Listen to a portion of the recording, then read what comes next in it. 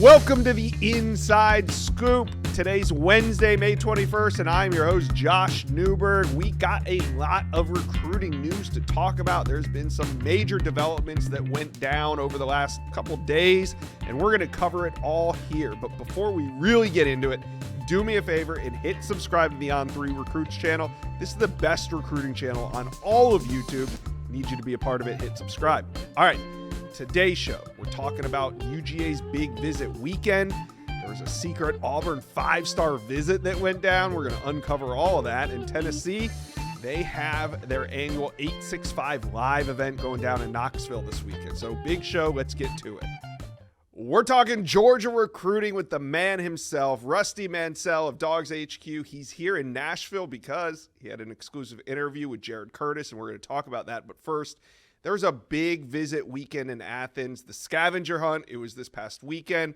A lot of people on campus. You guys did a great job at Dogs HQ of covering it thoroughly, but who was the headliner? Who would you say was the biggest name on campus? I think it's a positional group. The inside linebackers, you look at Nick Abrams out of Maryland and Shadarius Tootle out of Mobile, Alabama, and those are two guys that Glenn Schumann's been locked in on. Obviously, we could do a whole hour on Tyler Atkinson, but they got to sign some other people. If they were to get Tyler Atkinson, they got to have some other guys with them, and you look at Shadarius Tootle and you look at Nick Abrams, two guys I think kind of headliners this weekend. Right. You look at Shadarius Tootle, he's verbally committed to Auburn. Georgia made a lot of movement with him this weekend. Brought his parents. Brought everybody with him. You see Georgia coaches shooting basketball with him at his house on Thursday. He's back in Athens on Friday. So you understand there's a lot of kind of momentum behind the scenes. That one's not over. He's going to take his visits. But listen, if you're going to land these guys, you got to take a good swing. Right. And Georgia has been really, really good now on official visits. That's something they do very well. Talking to prospects, that's something that Georgia does very well when they get you on campus. Yeah, and that's what this visit weekend kind of looked like, because in the grand scheme of things, this is an early visit. Very early. I mean, these guys very early. might go and take 6 visits in a row from this point on. They might go take 5-6 visits. So who was somebody that was on campus that you think Georgia made up ground with, somebody to keep an eye on now moving forward? Well, I don't know how much ground they make up. I know this kid's been a priority for a long time, and that's Ryan Mosley, wide receiver out of Carrollton High School. This is a kid that could play safety. He could play wide receiver. He's got a lot of offers from a lot of different people. This is a guy that James Coley has locked in on. They really like everything about him on and off the field, his make, his game-changing ability. This is a guy, they feel like his toughness coming out of Carrollton High School with Joey King. He's been coached hard there for sure, and they feel like he would transition well into Georgia. So I don't know, like made up ground, but kept the consistency, the momentum. This is a guy I think at the end of the day, I think ends up in this class for Georgia. All right, so no, at least publicly, no verbal commitments over the weekend. Do you think there was anybody that was on campus that maybe 7-8 months from now will end up being a Dog? Well, you look at this, and Shadarius Tootle's a guy. You know what I mean? And I know that Steve Wilfong made a big prediction on Monday, and the old Fong bomb. You know, you talking about driving some stuff around the internet. I'm not ready to say he's gonna. It's a done deal, but I do think there's a lot of momentum behind the scenes, and I think Georgia fans weren't really aware of how hard Georgia was recruiting him behind the scenes and kind of that name. But this is a kid they really like, and Jalen Walker was in town. Spent a lot of time with Nick Abrams, but he spent a lot of time with Shadarius Tootle, and that probably don't hurt to say, hey, this guy right here just signed last week for a guaranteed $20 million playing a position that we're trying to recruit you here for Georgia at. All right, so let's talk a little Jared Curtis. You're in town with Jared Curtis, one-on-one exclusive, up on Dogs HQ as we speak. Go check that out.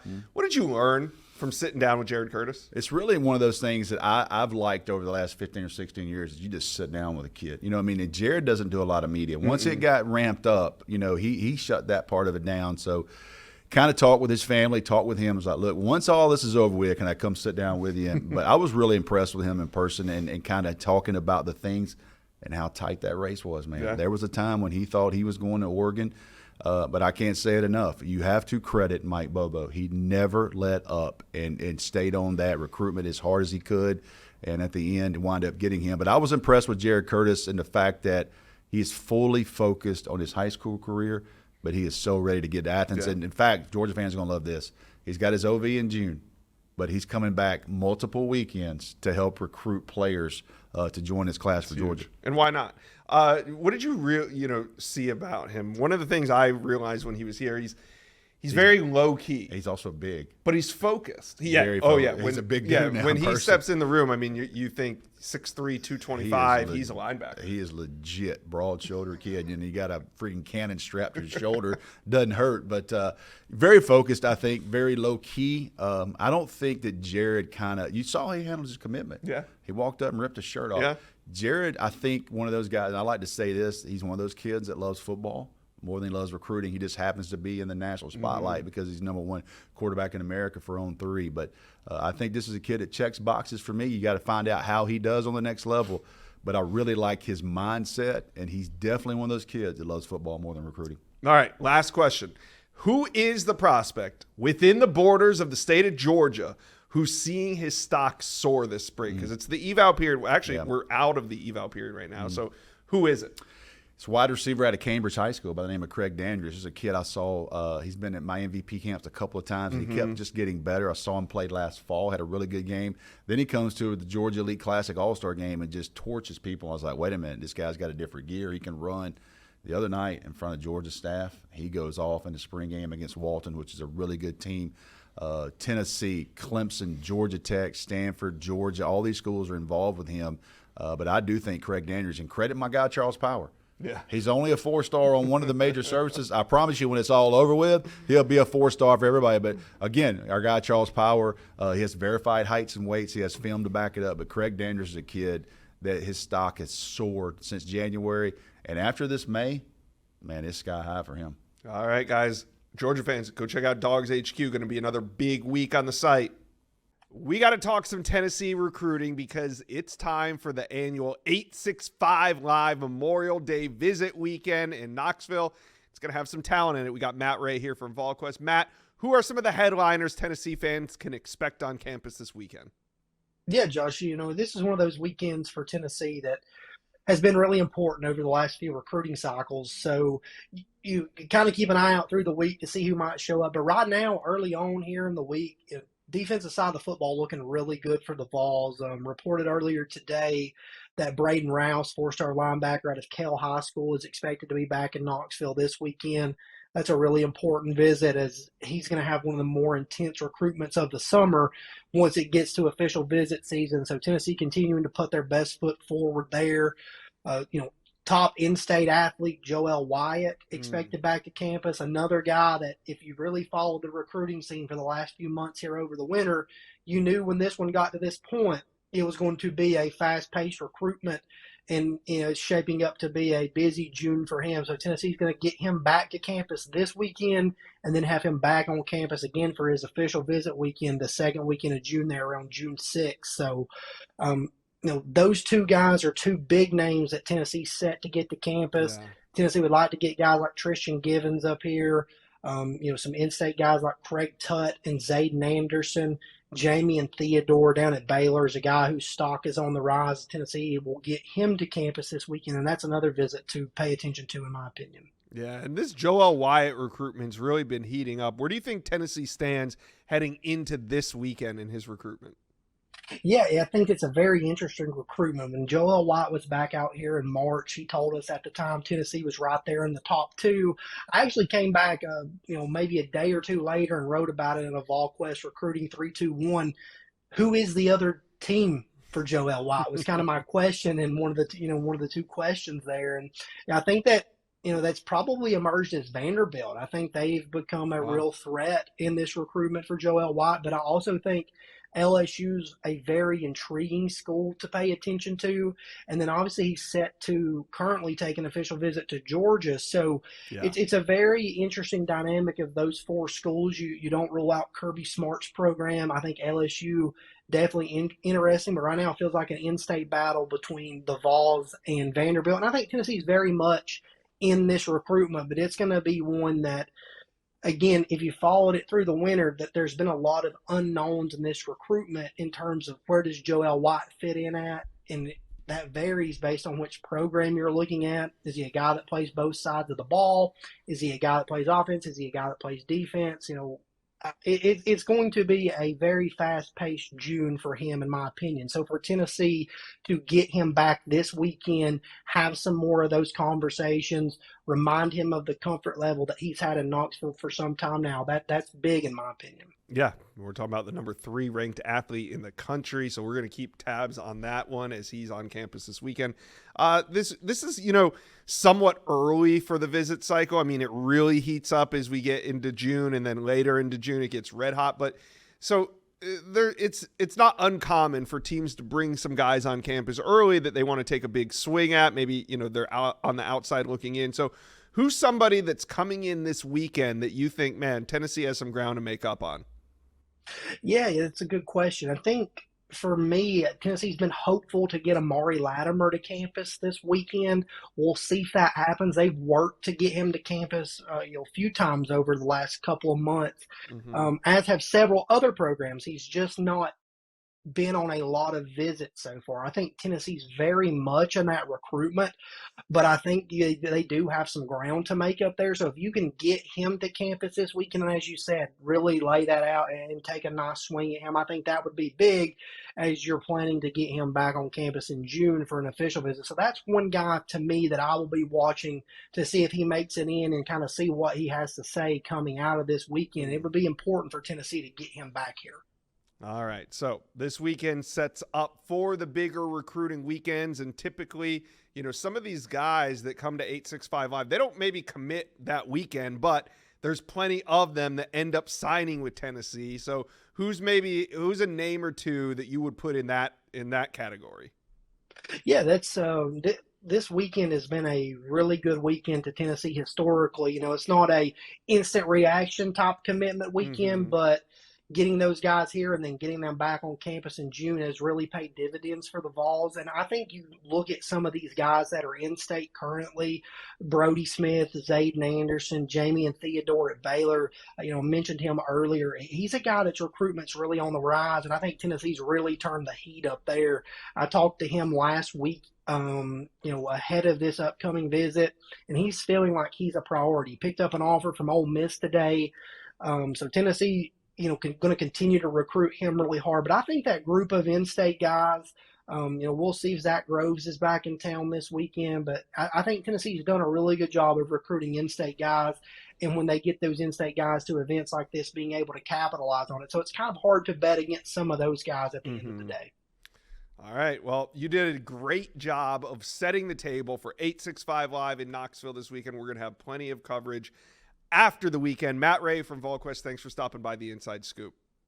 Absolutely. Thanks, Josh. We got a major ranking update. We're talking 2027 class, and I got Director of Scouting and Ranking Charles Power here. So we named some new 5-stars. Well, you named a couple of new 5-stars. There's now 3 5-stars in the 2027 class. Let's start with LaDamian Guyton. What do you like about the 5-star out of Savannah, Georgia? Yeah, Josh, LaDamian Guyton debuted as our number 1 player in the 2027 cycle back in August. So he's been our number 1 player so far in every update we've had.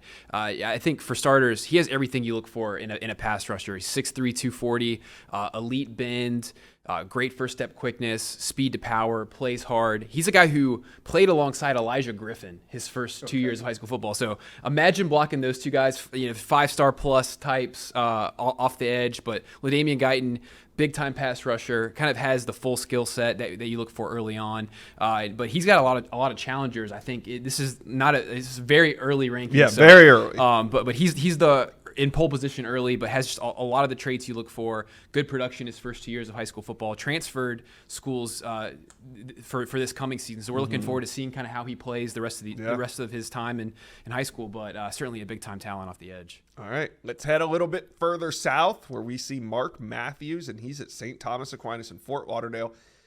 6 foot. He's a 2027 prospect. Yep. He's 6'6", 280. Yeah. And he's added size this spring. I think when I saw him at Miami's Under Armour camp back in March, he was 260. 280 now. Like he's a growing boy. So and I think when you look at Mark Matthews, high upside offensive tackle. He's only played football for 2 years. Josh was a defensive lineman for St. Thomas Aquinas as a freshman. Moved over to left tackle for the state champions as a sophomore, and just I think just immense upside. Fantastic athlete, can really run. I mean, this is a guy who runs in the low fives in the 40-yard dash already, and just has kind of that defensive lineman athleticism and offensive tackle body.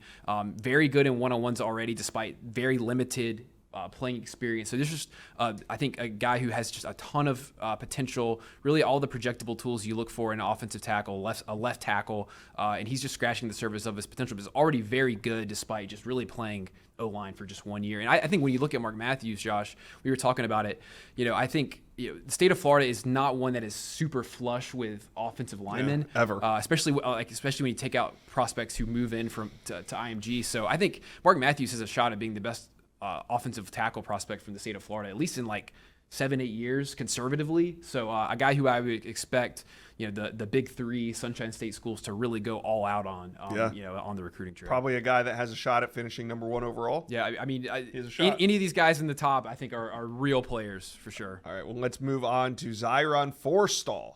6'3", 235 pounds. He's the third 5-star in this class. Another edge prospect. He's from New Orleans. Yeah, Josh, I think if you're going to watch a highlight video of any of these guys, Zyron Forstall is the one you want to queue up. I think he has the best sophomore film of anybody that we've watched in 2027 so far. I mean, he is an absolute just banshee off the edge, like apex predator, dominant player already on Friday nights. He had like close to 30 tackles for loss, 12 sacks, and just kind of is a game wrecker.